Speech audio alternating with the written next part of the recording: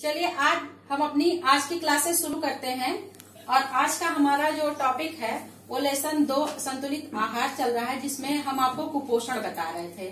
तो मैंने इससे पहले आपको संतुलित आहार क्या है ये बताया।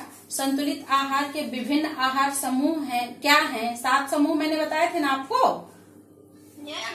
हाँ, और इसी क्रम में आगे बढ़ते हुए आज हम आपको बताएंगे कि कुपोषण क्या है और कुपोषण के कितने प्रकार होते हैं। क्यों, यही है आज का हमारा टॉपिक।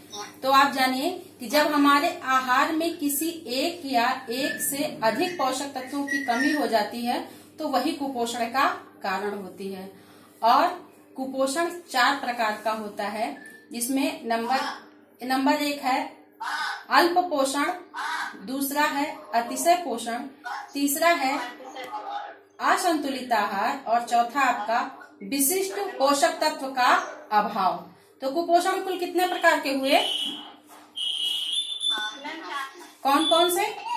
पोषक, नंबर 2 अतिशय पोषक, नंबर 3 असंतुलित आहार, नंबर 4 विशिष्ट पोषक तत्वों का अभाव। यानी आपका जानता है। तो बच्चों, जैसा कि आप जानते हो कि कुपोषण की समस्या हमारे देश में बहुत गंभीर है और बहुत सारे ऐसे लोग हैं जो भी बहुत गरीबी में हैं, तो उनको पर्याप्त मात्रा में संतुलित आहार नहीं मिल पाता है या भरपेट भोजन नहीं मिल पाता है।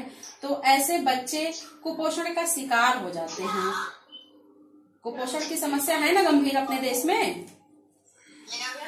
हाँ, तो कुपोषण और कुपोषण के 4 प्रकार। तो आपने जाना कुपोषण के 4 प्रकार: अल्प पोषण, अतिशय पोषण और असंतुलित आहार, जिसमें हम आपको बताएंगे पहला अल्प पोषण क्या है। अल्प पोषण क्या होता है, कोई बता सकता है? अल्प पोषण कोई बता सकता है? अल्प पोषण? Yes ma'am. हाँ बताइए मैम, जब हमारे भोजन में निरंतर कमी आ जाती है या हमें निरंतर कम भोजन मिलने लगता है तो उससे हमारे शरीर में अल्प पोषण की समस्या उत्पन्न हो जाती है। गुड, बहुत अच्छा आंसर दिया है कि जब हमको लगातार बहुत कम मात्रा में भोजन उपलब्ध हो पाता है तो वह स्थिति अल्प पोषण की उत्पन्न हो जाती है।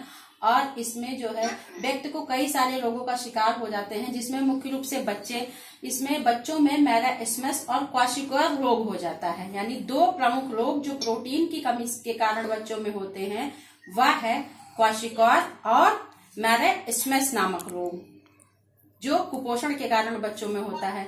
अभी आगे चल के इस जो है दोनों रोगों के बारे में मैं आपको इसके लक्षण और इससे बचने के क्या क्या उपाय होते हैं और आगे विस्तृत चर्चा की जाएगी।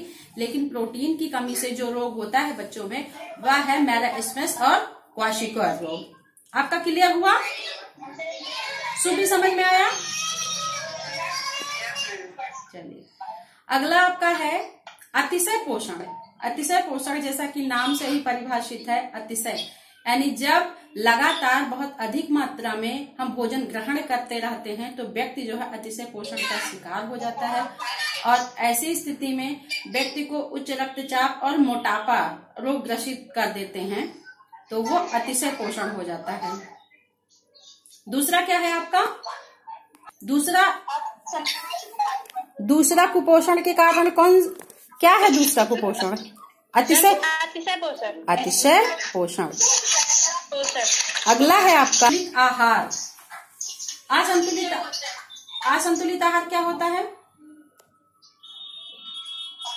असंतुलित आहार वह आहार होता है जब हमारे आहार में कुछ पोषक तत्वों की मात्रा अधिक हो जाती है या कुछ पोषक तत्वों की मात्रा घट जाती है, और इस प्रकार के आहार को हम असंतुलित आहार कहें। मतलब असंतुलन यानी पर्याप्त मात्रा में आहार में पोषक तत्व नहीं रहते हैं, यानी या तो कम या तो ज्यादा। और इस प्रकार के आहार को असंतुलित आहार कहते हैं। जैसे कि कभी कभी जब हम अपने आहार में शर्करा की मात्रा अधिक ले लेते हैं, अपने भोजन में शर्करा का अधिक उपयोग करने लगते हैं, तो व्यक्ति जो है मधुमेह का शिकार हो जाता है। मधुमेह रोग जानते हैं ना आप लोग, डायबिटीज। हाँ, अगला है आपका चौथा विशिष्ट पोषक तत्वों का अभाव। विशिष्ट पोषक तत्वों के अभाव में यानी जब हमारे आहार में किसी विशिष्ट पोषक तत्व की कमी हो जाती है तो वह जो है विशिष्ट पोषक तत्वों के अभाव से उत्पन्न होने वाला रोग हो जाता है। जैसे विटामिन ए की कमी से रतौंधी, विटामिन बी की कमी से बेरी, विटामिन सी की कमी से स्कर्वी और विटामिन डी की कमी से रिकेट्स रोग हो जाता है, जिसे सूखा रोग बोलते हैं। तो ये जो आपका विशिष्ट पोषक तत्वों का अभाव वाला रोग है, ये आपका सबसे महत्वपूर्ण है और बोर्ड एग्जाम में आपको इसमें से कम 4 अंक के प्रश्न मिल सकते हैं, एक नंबर के। यानी विटामिन ए की कमी से कौन सा रोग होगा? रतौंधी। बी की कमी से, सी की कमी से स्कर्वी और डी की कमी से आपको रिकेट्स रोग हो जाएंगे। तो ये तो था आपका कुपोषण क्या होते हैं और कुपोषण के कितने प्रकार हैं। तो आप जानिए कि जब हमारे आहार में किसी एक अथवा एक से अधिक पोषक तत्वों की कमी हो जाती है तो वह कुपोषण हो जाता है। और कुपोषण 4 प्रकार के होते हैं: अल्प पोषण, अतिशय पोषण, असंतुलित आहार और विशिष्ट पोषक तत्वों का अभाव। यानी कुपोषण व्यक्ति की वह स्थिति है जो आपके स्वास्थ्य पर प्रतिकूल प्रभाव डालती है तथा व्यक्ति को विभिन्न रोगों का शिकार बना देती है, जबकि पोषण शरीर तथा स्वास्थ्य के लिए बहुत उपयोगी होता है और उचित पोषण से व्यक्ति चुस्त दुरुस्त, गतिशील तथा अपने समस्त कार्यों को अच्छी तरह से कर सकता है, जिससे उसके शरीर में रोग प्रतिरोधक क्षमता अधिक होगी और वह उसका शरीर समस्त प्रकार के रोगों से बचा रहेगा। समझ में आई बात आपको? आगे चल के आपको मिलेगा कि प्रोटीन की कमी से कौन कौन से रोग होते हैं। तो मैंने आपको पहले ही बता दिया है कि प्रोटीन की कमी से बच्चों में मैलाइस्मस और क्वाशियोकार रोग होते हैं। इसका बच्चे में कैसे लक्षण परिलक्षित होता है, यानी आपके अगल बगल अगर कोई भी बच्चा इस रोग से पीड़ित है तो कैसे आप उसको देख के पहचान पाओगे कि बच्चा मैलाइस्मस और क्वाशियोकार रोग से पीड़ित है। तो हम उसमें कुछ लक्षण बताएंगे और उससे बचने के कई सारे उपाय बताएंगे, ठीक है ना। तो आज का यही था आपका कि कुपोषण क्या है और कुपोषण के कितने प्रकार हैं, ठीक है ना बच्चों? समझ में आया? इससे संबंधित किसी को कोई प्रश्न पूछना है? No ma'am. हाँ पूछिए, आप क्या पूछना चाह रहे हैं? आपके मन में इससे संबंधित अगर जो है कोई प्रश्न हो तो आप जो है पूछ सकते हैं। आगे आपका जो टॉपिक है प्रोटीन की कमी से होने वाले, बहुत अच्छा टॉपिक है, उसमें काफी कुछ आपको मिलेगा। ये तो सिर्फ प्रकार था। सूखा रोग कैसे होता है? सूखा रोग यानी रिकेट्स, इसमें जो है ये बच्चों को होने वाला ज्यादातर रोग होता है। इसमें बच्चों की मांसपेशियां जो है शिथिल हो जाती हैं, त्वचा झुर्रीदार हो जाती है और बच्चा एकदम कमजोर हो जाता है, उसकी हड्डियां कमजोर हो जाती हैं, बच्चा सूखा रोग से ग्रसित हो जाता है।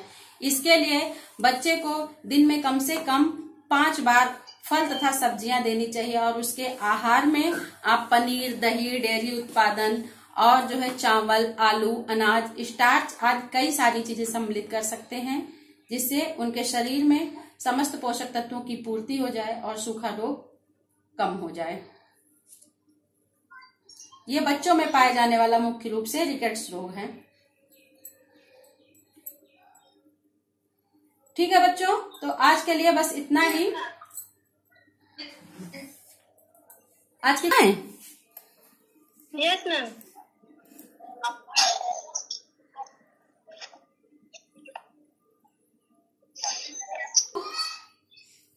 जितना मैंने बताया है इसको आप कॉपी पे नोट करते रहिए, पढ़ते रहिए, याद भी करते रहिए और जो है परीक्षा के दृष्टिकोण से अपनी तैयारी भी करते रहिए।